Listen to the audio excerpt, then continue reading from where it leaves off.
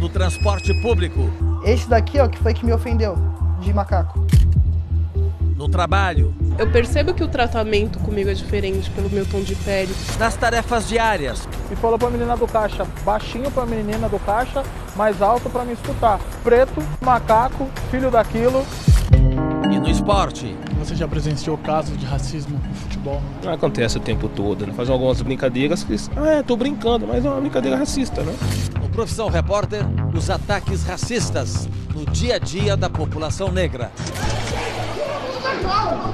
Os irmãos agredidos em uma estação de trem de São Paulo. Ele foi lá e começou a segurar na minha garganta aqui, apertando.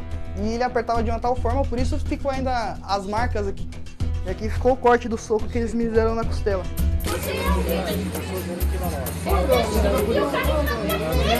As ofensas dentro de um supermercado. Ela chamou ele de preto, filho. Chamou. Isso você ouviu.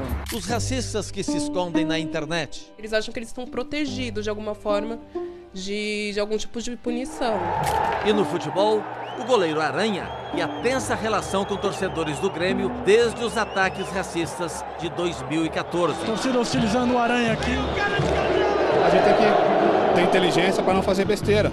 Os bastidores da notícia, os desafios da reportagem, agora no Profissão Repórter.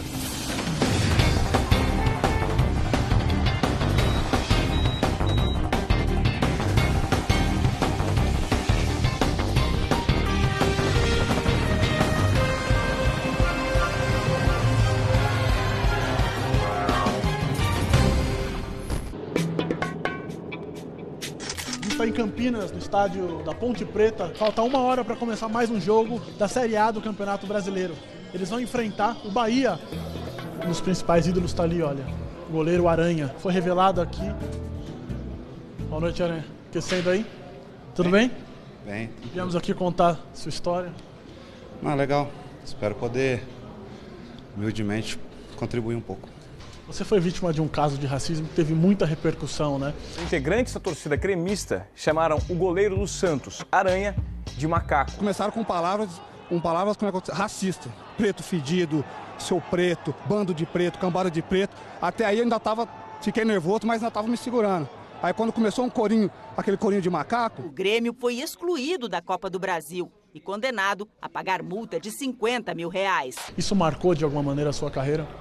Com certeza. Hoje, infelizmente, quando pesquisa goleiro Aranha, infelizmente aparece, né? Imagens, vídeos e matérias sobre esse assunto, né? Não é legal, ninguém quer estar vinculado a um assunto desse, a um tema desse, né? Lance de perigo aqui. O torcedor gritando aqui para o Aranha sair do gol. Uma falta aqui.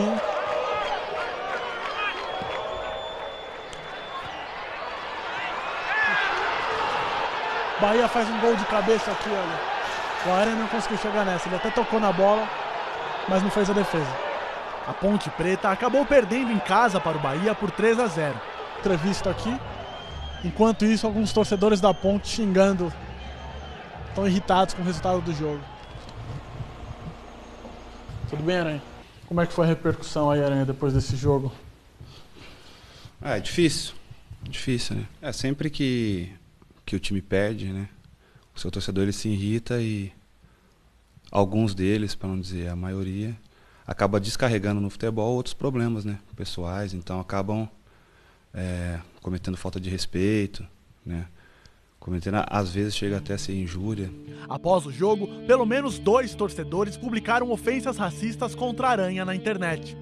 Às vezes na internet o pessoal tá meio escondido, né? Ou acha que tá escondido atrás de um perfil falso, né? Ou se sente seguro atrás de uma tela de computador, né? Então, às vezes acaba acontecendo sim. É aqui que eu guardo um pouco de algumas lembranças minhas, lembranças que eu considero boas, né?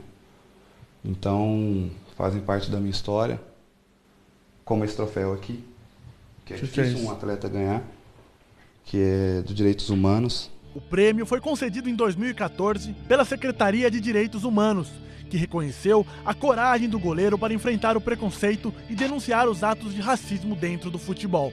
Para mim é o mais importante. Antes do dinheiro, Antes da fama, antes de qualquer coisa, vem a humanidade, né? Você vai fazer o que agora, né? Agora tem que treinar, né? Seu condomínio tem muitos negros? Não, com certeza não.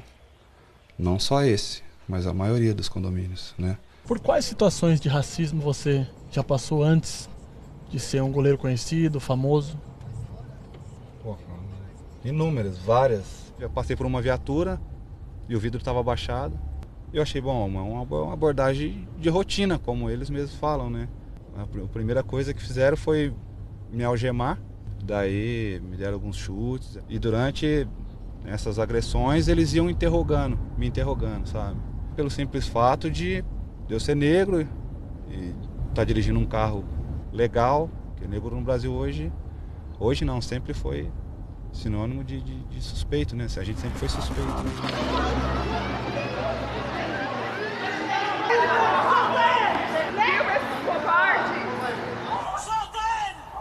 Aí as pessoas se mobilizando, vendo aqui, ó.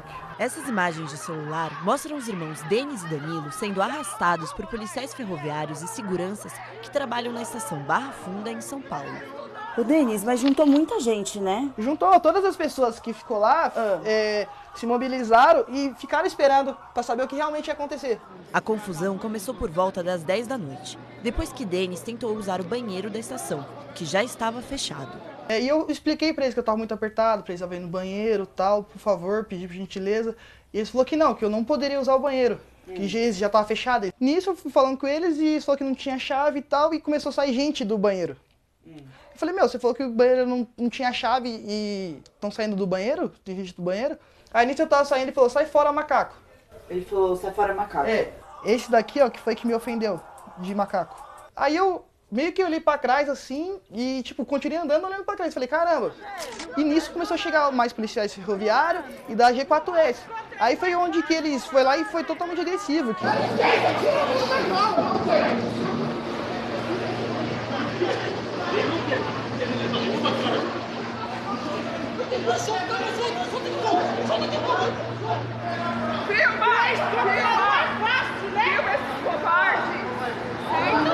só quer usar o banheiro, mano. Se era pra não usar o banheiro, por favor, não vai usar. Eles têm uma sequência de cenas aí mostrando que houve realmente um exagero, no mínimo, né, de força. Sim, se derrubaram no chão também de violência. Aí nisso, um que deu o mata-leão pra mim inicialmente, na primeira abordagem, ele foi lá e começou a segurar na minha garganta aqui, apertando. E ele apertava de uma tal forma, por isso ficou ainda as marcas aqui. Denis conta que ele e o irmão foram levados pelos policiais e seguranças da CPTM para a sala de segurança.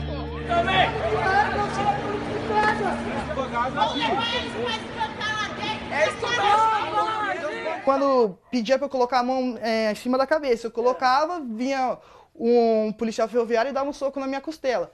Aí ele pediu para eu levantar a mão de novo, eu levantei, ele falou e deu outro soco na minha costela. E aqui ficou o corte do soco que eles me deram na costela.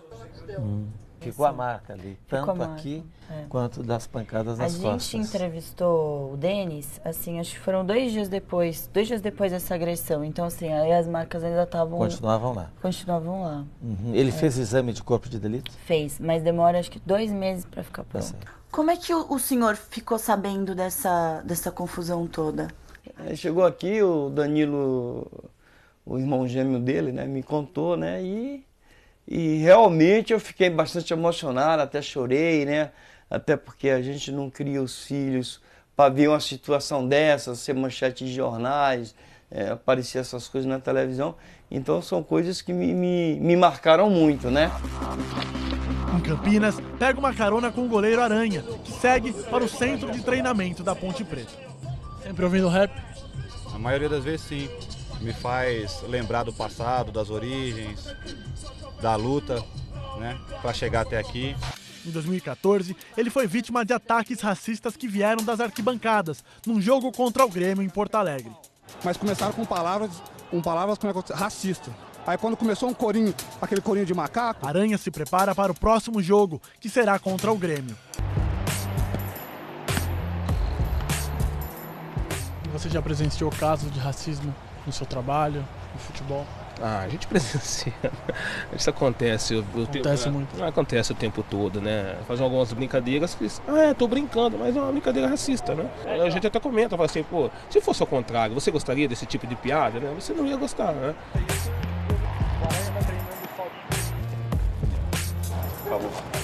Acabou? Nós viemos reencontrar o Aranha num lugar um pouco inusitado para um jogador de futebol. Ela conta a história Estão aqui, olha. um cara, desempregado. Desempregado, desesperado, endividado, que tem mais história, envelhecida, desacreditado. Esse aqui é o Dr. X, um dos maiores letristas que tem aí no rap nacional. Desde 1988, né? Na pista aí. O rapper Dr. X é amigo de Aranha e escreveu uma música em homenagem ao goleiro e à luta do movimento negro. Qual que é o tema dessa música? Convocados. Sobre o quê? Bom, é sobre a convocação dos negros para ter uma postura, né, que a gente julga correta, né, de não baixar a cabeça, não se acovardar. Bato de frente, eu encaro as vaias. Esse jogo é meu, não sou fã de canalha. Defendo minha cor, eu sou uma muralha. Sou dono daqui, eu que mando na área. Eu acho que talvez a atitude dele, né, fez com que alguns negros despertassem, né, para isso aí. E a partir daquele start que eu vi ali, a reação dele batendo no braço, sabe? A minha negritude pulou mais alto, saltou fora dos meus poros. Eu falei, não, eu preciso fazer alguma coisa. Eu acho que através dessa música, muitas pessoas, até outros jogadores também, que eles possam ter a mesma postura que o Aranha teve, entendeu? Nesse caso aí. Tá enforcando! Tá enforcando o cara! Tá enforcando o cara, mano! Tá louco? Tá louco?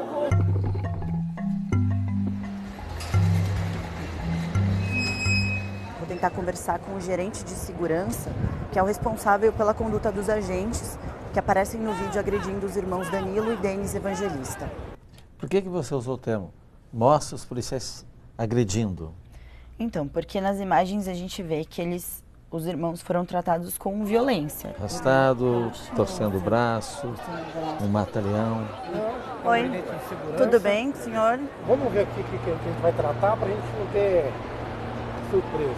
Vamos lá. Essa ocorrência, ela começou com o Denis procurando usar o banheiro da estação, que àquela altura já estava fechado. E ele voltou até os agentes, provocou os agentes e começou a falar impropérios para os agentes. Então ele foi abordado e a abordagem é que gerou todo esse problema. Isso é normal? Esse tipo de conduta é normal? Se ele tivesse embarcado normalmente, nada disso teria acontecido. Na medida em que ele se nega e fisicamente se opõe ao agente, o agente é obrigado a usar também de meios físicos para a dominação. Agora ele fala isso, mas também ele não mostra essa suposta agressão do jovem ali. Não mostra, não. Você pediu não tem. A imagem da câmera de segurança? Pedi. A gente pode assistir essas imagens? Essas imagens vão estar à disposição só da polícia. No boletim de ocorrência, os agentes da CPTM e os policiais ferroviários são acusados de levar os irmãos para uma sala onde Denis teria sido agredido. Quando pedia para eu colocar a mão em cima da cabeça, eu colocava, vinha um policial ferroviário e dava um soco na minha costela. E aqui ficou o corte do soco que eles me deram na costela. O senhor assistiu às imagens internas que foram gravadas dentro da salinha quando os meninos estavam lá, os dois irmãos? As imagens internas do circuito de CFTV da CPTM, que estão sendo levantadas, são inúmeras câmeras, e já assistimos a maioria delas, e há muita contradição na versão apresentada pelo Denis. E tomaram alguma providência com relação aos acusados, os agentes? Então, os agentes que aparecem nas imagens foram afastados. Existe uma gravação dessa câmera de segurança? Sim. Se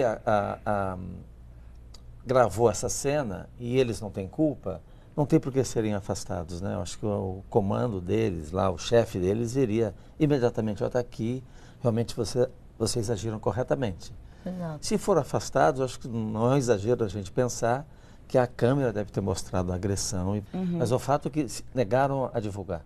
Sim, negaram. Eu fui lá algumas vezes, na delegacia que fica lá na estação mesmo, fui atrás do delegado que está cuidando do caso E ele disse que não pode dar entrevista porque esse caso vai entrar agora em segredo de justiça. Esse daqui, ó, que foi que me ofendeu, de macaco. O responsável pela segurança da CPTM também nega que o policial ferroviário tenha atacado o Denis com ofensas racistas. A versão dos agentes não houve nenhuma questão de injúria racial, até porque um dos agentes que estava atendendo a ocorrência tem a origem da mesma natureza, a mesma etnia do acusado. O senhor se incomodaria se a gente pudesse assistir um pouco juntos esses vídeos que foram gravados por testemunhas na internet? Tudo bem? Para o senhor comentar um pouco? Pode ser? Tem um assessor de imprensa aqui que está controlando o que é dito e o que não é dito? Nós não vamos comentar. Vocês não vão comentar, então? Só preciso, então, de vocês dizendo que não vão comentar. Vocês vão tirar aqui o microfone. Tudo acabou? Não vou mais falar nada. Então tá bom. Domingo à tarde, eu vim encontrar a jovem modelo Nérida Cocamaro. Nérida, conta pra gente o que vamos fazer aqui hoje. A gente vai fazer um ensaio, algumas fotos com o Felipe, para portfólio pessoal dele e meu.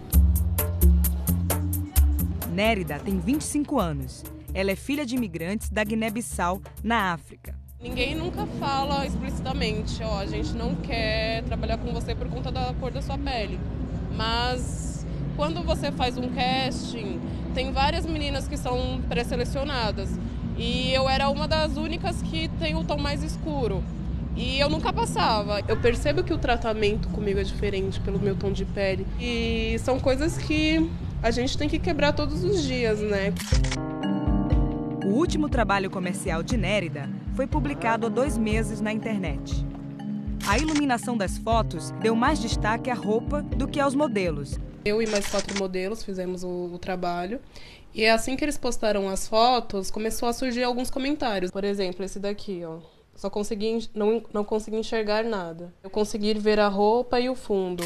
A roupa é flutuante. Para uma pessoa que é branca, para ela não significa nada aquele tipo de comentário. Só que pra gente, pra mim, pela vivência que eu tenho, pelas experiências que eu tenho, aquilo ali significa muito. Alguns internautas saíram em defesa de Nérida. Quantos comentários desnecessários, maldosos e racistas. Além de burros e racistas, não conseguem enxergar o conceito e a estética da campanha. Foi um momento assim que eu vi que as pessoas realmente se importavam comigo, né? Que em meio a tudo isso que aconteceu, você vê a solidariedade de outras pessoas, né, com você.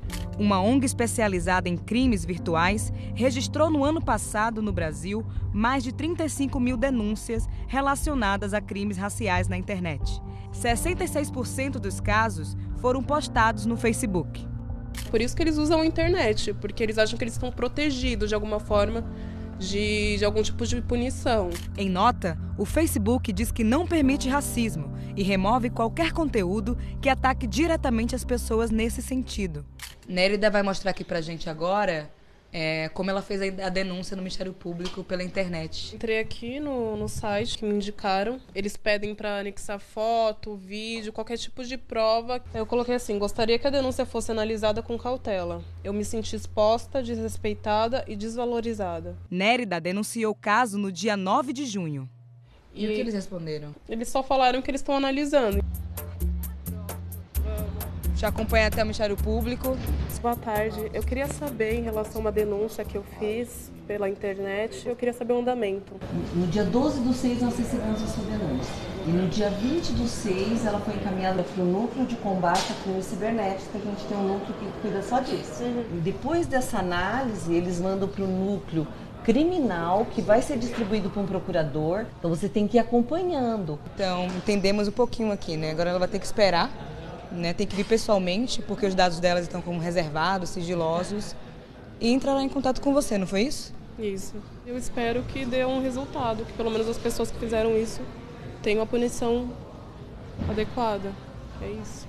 Desistir, pensa? Não. Você chegou a falar com aquela menina do caso do Grêmio? Não porque não tinha o porquê, né? Muita gente, sabe, falaram muita besteira, as pessoas falaram muita besteira. Que eu tinha acusado ela. Quem pegou a imagem que enfocou ela foi a TV, corajosamente expôs, né? E ela foi infeliz naquele momento, acabou ficando marcada. Patrícia Moreira, de 23 anos, será chamada para depor na mesma delegacia onde o goleiro Aranha registrou a A ocorrência. torcedora do Grêmio, que chamou de macaco o goleiro Aranha do Santos, pediu hoje perdão ao jogador e ao clube dela. Desculpas mesmo, perdão de coração, porque eu não sou racista, nada. Patrícia e outros 3 torcedores do Grêmio foram indiciados por injúria racial.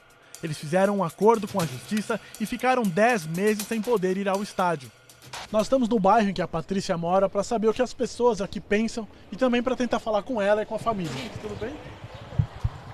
Meu nome é Guilherme, eu sou do Profissão Repórter, sou jornalista. O senhor conhece ela? Conheço, eu nasci vi a guria que se cria aí, a guria. Ali foi um momento, né, cara? Mas o senhor entende que quando uma pessoa branca chama um negro de macaco, tem uma questão racial nisso, né? Exato, mas fazer o quê, né? Naquele momento, ela foi pelo impulso, como ela mesma falou, que tava todo mundo gritando, ela foi pelo impulso e a câmera focou nela, entendeu? Daí foi por impulso, acho que ela não fez por querer. Carlos estudou com Patrícia e diz que alguns moradores se revoltaram contra ela depois da ofensa racista. Chegaram até a tocar fogo ali na casa e xingamentos todo dia, né? Tanto é que ela tiveram que sair do bairro, né?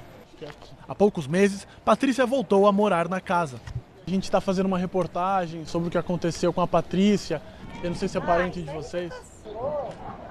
É porque assim, a gente também tem interesse de saber qual foi o impacto disso na vida de vocês, sabe? Eu nem gosto de falar na Nisa, já não muito doente, ela nem está aí também, ela está trabalhando. A senhora é mãe dela? A senhora não quer conversar com a gente, mesmo que seja sem gravar, para eu me apresentar e falar o que eu estou fazendo? Não, já sofri com isso. A mãe dela não quer falar com a gente, diz que a Patrícia não está aqui. Foi um ato de racismo? Foi. Ela foi infeliz? Foi. Mas eu acho que ela não é racista, entendeu? A Kelly é amiga da Patrícia numa rede social e ela tá online agora aqui. Eu vou tentar falar com a Patrícia para ver se ela topa dar uma entrevista e ela respondeu. Muito obrigado, mas eu não quero aparecer, sabe? Mais mexe é pior, né? Quanto mais mexe é pior. A gente está chegando aqui num supermercado, em Pirituba, para conhecer o Luiz Henrique. Olá! Tudo bem? Luiz Henrique conta que foi vítima de injúria racial dentro deste supermercado, na zona norte de São Paulo, no dia 22 de abril. Tudo bem? O senhor que é o gerente? Então, a gente está fazendo uma reportagem. Não pode fazer nenhuma gravação aqui dentro, tá? Tem algum motivo por que a gente não pode filmar aqui dentro? Eles não autorizaram a gente a gravar no interior da loja, mas vou conversar aqui com o Luiz Henrique, com as testemunhas e tentar entender o que aconteceu. Vamos aqui fora? Vamos aqui embaixo? Bom, o que aconteceu nesse mercado? Estava com uma amiga no telefone, realizei a compra. A hora que eu me dirigi ao caixa, eu desliguei o telefone, me dirigi ao caixa. Tinha uma senhora na minha frente. Ela falou que eu bati o carrinho na perna dela. Eu pedi desculpa. Ela se dirigiu à menina do caixa e falou para a menina do caixa, baixinho para a menina do caixa, mais alto para me escutar. Além de preto, é corintiano. Corintiano, porque você estava com... Isso, porque eu estava vestido com a roupa do Corinthians. E na sequência ela virou, me chamando de preto, de macaco, de filho daquilo, de bandido, de ladrão. Você é alguém. Então, por que ele pode me ofender e eu tenho que ficar quieto? Essas imagens foram gravadas por Karina, que presenciou toda a confusão. A Karina, ela registrou com o celular aquele bate-boca após a injúria, né? Após a injúria racial. Então a gente não tem um momento que ela aparece xingando o Luiz Henrique, mas a gente vê a confusão. Sim. Aliás, essa é uma dificuldade recorrente, né? Sim. Nessas matérias, sempre é muito difícil o registro do momento do flagrante, do crime. Houve agressão e depois que ela vai tomar providência para registrar, mas ele já passou a agressão. Você ouviu algum xingamento racista? O que você ouviu? Ela chamou ele de preto, filho. Chamou, isso você ouviu. Tá. E o que aconteceu a partir de então, Karine? Eu vi o senhor Luiz pedindo desculpas o tempo todo. Em momento algum ele dirigiu a palavra para ela de ofensa, alguma coisa, ele só pedia desculpas. Toda vez que eu venho aqui eu lembro da situação, lembro da cena. Isso mexeu com o meu psicológico por um tempo. Se eu não tivesse amigos e familiares, eu não sei como estaria. E também, se eu não tivesse meu filhinho de 2 anos, coisa mais bonita, que quando ele me vê chorando, ele fala, papai, não chora. E nesse dia ele falou isso, eu não estaria aqui para contar isso para vocês, eu não sei como eu estaria. As imagens entregues pela polícia ao Ministério Público não mostram a confusão em frente ao caixa. Aqui, a mulher aparece caminhando ao lado de Luiz Henrique, que está ao celular tentando chamar a polícia.